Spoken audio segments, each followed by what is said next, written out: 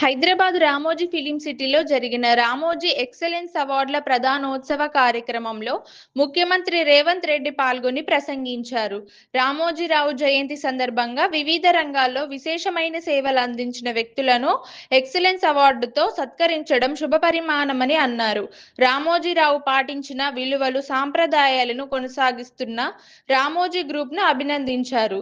రామోజీరావు స్థాపించిన ఈనాడు, ఈటీవీ ప్రజల జీవితాల్లో భాగమైందని, రామోజీ ఫిలిం సిటీ తెలంగాణకు, హైదరాబాద్ నగరానికి గర్వకారణంగా నిలుస్తుందని ముఖ్యమంత్రి అన్నారు. కీర్తిశేషులు శ్రీ రామోజీరావు గారి 89వ జయంతి సందర్భంగా రామోజీ ఎక్సలెన్స్ అవార్డ్ కార్యక్రమాన్ని ఏర్పాటు చేసి ఈ కార్యక్రమానికి ముఖ్య అతిథులుగా భారత ఉపరాష్ట్రపతి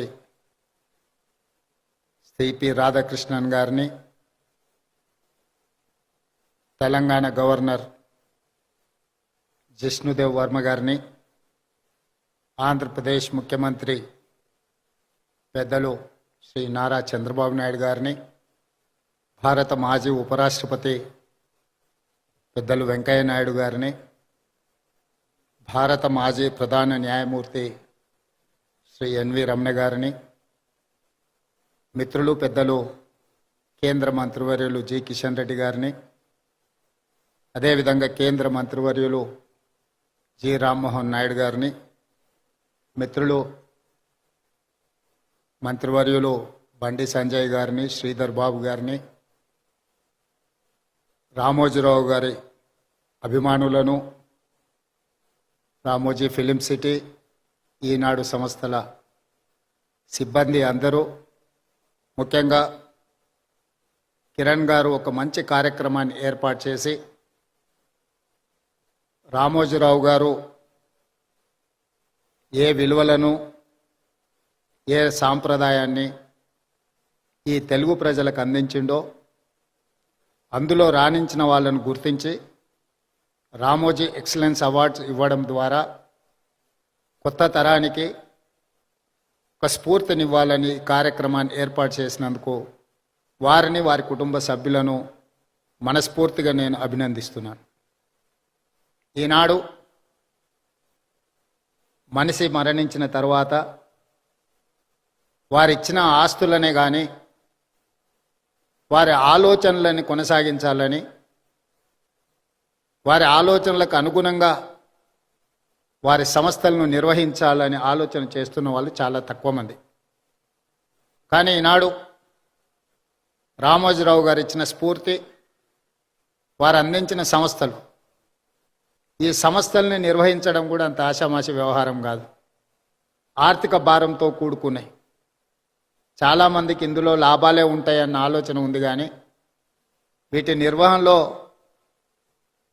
అధిక వ్యయం కూడా కూడుకొని ఉన్నదన్న సంగతి చాలామందికి తెలియదు. అయినా వారి కుటుంబ సభ్యులు ఈనాడు ఈ సంస్థలను అన్నీ నిర్వహిస్తూ తెలంగాణ రాష్ట్రానికి, హైదరాబాద్ నగరానికి ఒక గర్వకారణంగా ఈ సంస్థలు ఈరోజు నిలబడ్డాయి. ఈనాడు తెలంగాణ రాష్ట్రం, హైదరాబాద్ నగరము అంటే ఒక 4 వండర్స్ గురించి మనం మాట్లాడుకుంటే, మొదటి వరుసలో చార్మినార్, రెండవ వరుసలో గోల్కొండ, మూడవ వరుసలో హైటెక్ సిటీ, 4th వండర్ కింద రామోజీ ఫిలిం సిటీ ఈరోజు తెలంగాణ రాష్ట్రానికి, హైదరాబాద్ నగరానికి ఒక గుర్తింపును తీసుకొచ్చింది. ఆనాడు తెలుగు సినీ పరిశ్రమ నంది అవార్డులతో మొదలై ఈనాడు ఆస్కార్ అవార్డులకి ఎదిగింది అని అంటే ఈ ప్రాంతంలో కట్టిన స్టూడియోలే కాదు, రామోజీ ఫిలిం సిటీ కూడా ఎంతో తోడ్పాటును అందించింది.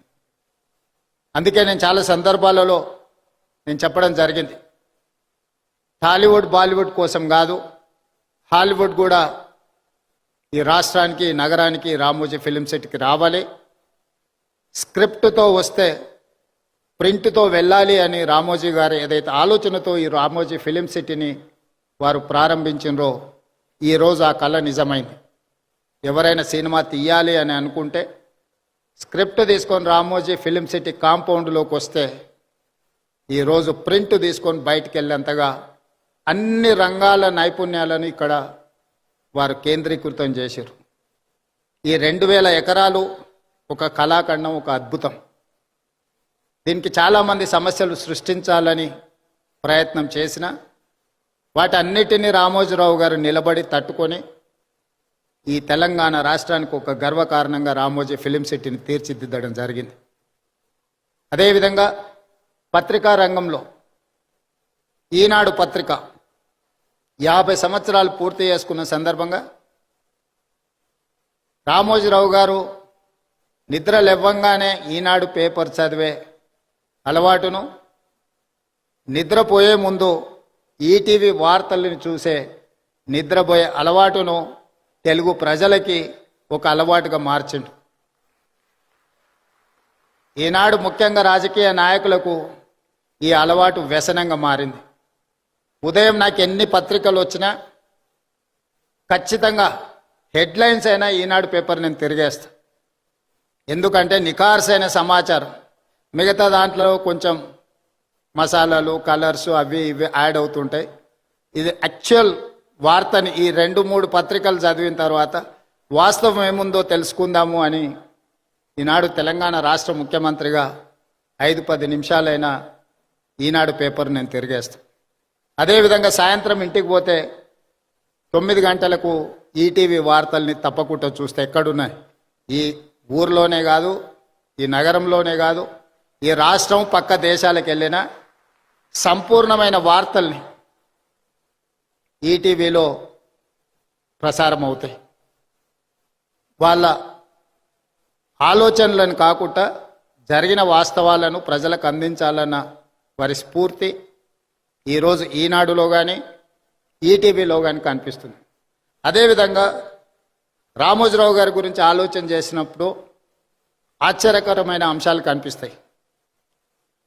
పచ్చళ్ళు తినిపించిన రామోజీరావు గారి గొప్పతనం ఉంటుంది, పత్రిక చదివిన రామోజీరావు గారి గొప్పతనం కనిపిస్తుంది. ప్రసార సాధనాలు మార్గదర్శి చిట్ ఫండ్కి, రామోజీ ఫిలిం సిటీకి, ప్రియా పచ్చళ్ళకి, ఈనాడు పేపర్కి దేనికి పొంతన లేదు. ఇలా వివిధ రంగాలలో ఒక వ్యక్తి రాణించడం చాలా కష్టం. ఒక వ్యక్తికి ఒక విషయంలో టాలెంట్ ఉందంటే మనం అర్థం చేసుకోవచ్చు, అతను నిరంతరం అందులో కృషి చేయడం, అందులోనే ప్రయత్నం చేయడం అనేది ఆ వ్యక్తికి అందిన ఒక విద్య అనుకోవచ్చు. కానీ రామోజీరావు గారు ఏ రంగంలో ప్రవేశించినా ఆ రంగంలో నెంబర్ 1 ఉండడానికి వారు నిరంతరం, నాకు తెలిసి రోజుకు 18 గంటలు శ్రమించి ఈరోజు వారు ఏ రంగంలో ప్రవేశించినా ప్రతి రంగంలో తనదైన ముద్రను వారు వేయడం జరిగింది. అందుకే ఈనాడు రామోజీ సంస్థ ఈ రామోజీ ఎక్సలెన్స్ అవార్డు కార్యక్రమాన్ని పెట్టడం ద్వారా ఈరోజు అవార్డు గ్రహీతలను గుర్తించడమే కాకుండా భవిష్యత్తులో ఇంతకుముందు చంద్రబాబు నాయుడు గారు ఏదైతే చెప్పినరో ఈ అవార్డు అనేది ఒక గొప్ప గౌరవంగా భవిష్యత్తులో ఇది రాణిస్తుంది అని నేను కూడా వారితో ఏకీభవిస్తున్నా. రామోజీ ఎక్సలెన్స్ అవార్డు అనేది ఆషామాషిగానో లేకపోతే రవీంద్ర భారతిలో చప్పట్లు దుప్పట్లతోని ఏర్పాటు చేసే ఆర్టిఫిషియల్ అవార్డు కాదు అని నేను సంపూర్ణంగా విశ్వసిస్తున్నా. ఈరోజు అవార్డు గ్రహీతలకు ఖచ్చితంగా వారి శ్రమకు, వారి నైపుణ్యానికి ఒక గుర్తింపు, రామోజీ గారి ఆలోచనలని భవిష్యత్ తరాలకు అందించడానికి మీరు, మేము, మన అందరము చేయగలిగిన ప్రయత్నం అంతా చేయాలి. ఒక్క అనుభవాన్ని రామోజీరావు గారితో మొట్టమొదటి నేను కలిసిన అనుభవాన్ని మీతో పంచుకొని నా ఉపన్యాసాన్ని ముగిస్తాను.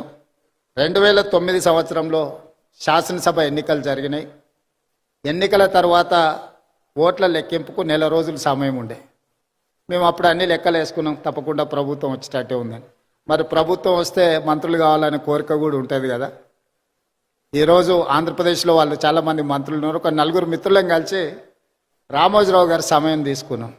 సార్ మిమ్మల్ని కలవాలనుకుంటున్నాం మేము అని. రాండి అన్నాడు. 4 కలిసి రామోజీరావు గారి దగ్గరకు వచ్చినాం. మా నడక మా చూపులను బట్టి ఆయనకు అర్థమైంది వీళ్ళేదో మంత్రి పదవులకు పైరవి కోసమే వచ్చినట్టున్నారని. భోజనం పెట్టి కూర్చోబెట్టి మేము అడగను కూడా అడగలే, వారే మొదలు పెట్టారు రాజకీయాలు, ఆ విధంగా ఎన్నికలు, ఫలితాలు ఏ విధంగా వస్తాయి అనేది విశ్లేషణ ఒక రకము. నేను ఇప్పటివరకు ఎవరికి ఎప్పుడు చంద్రబాబు నాయుడు గారికి నేను ఎవరికి మంత్రి పదవి ఇవ్వాలని చెప్పలేదు. నా దగ్గరికి ఎవరు వచ్చినా మంత్రుల కంటే కూడా ఎమ్మెల్యేలకు బాగా రాణిస్తారని నేను సూచన చేస్తూ ఉంటాను.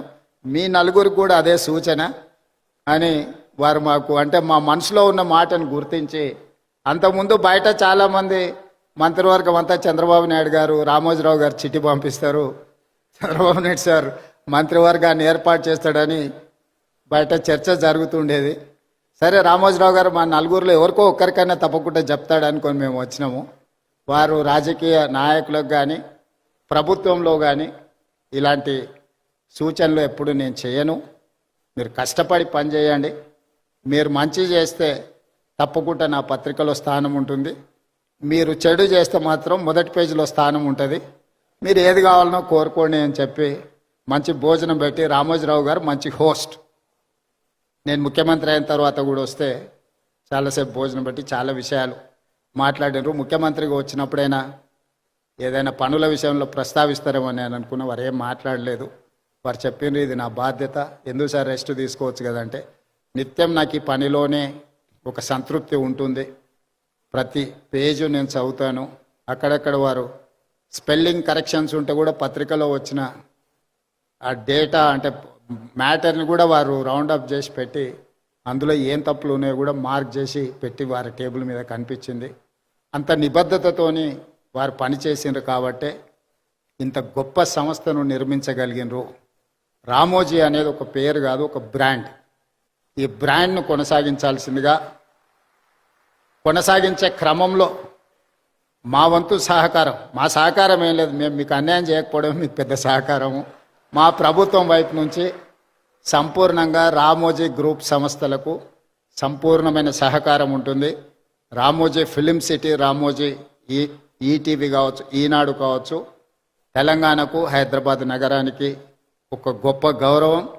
ఈ తెలంగాణ గౌరవాన్ని ముందుకు తీసుకువెళ్ళడానికి మా రాష్ట్ర ప్రభుత్వం తరఫున సంపూర్ణమైన సహకారం ఉంటుంది.